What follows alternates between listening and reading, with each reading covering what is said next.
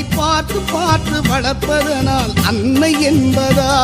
உனை தெய்வம் என்பதா, குருநாதன் என்பதா,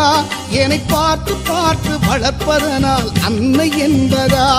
உனை கடவுள் என்பதா, கருணை வடிவம் என்பதா, உனை கடவுள் என்பதா, கருணை வடிவம் என்பதா, ஐயா ஞானதானம் தந்த உன்னை தந்தை என்பதா, உனை தெய்வம் என்பதா, குருநாதன் என்பதா, என்னை பார்த்து பார்த்து வளர்ப்பதனால் அன்னை என்பதா.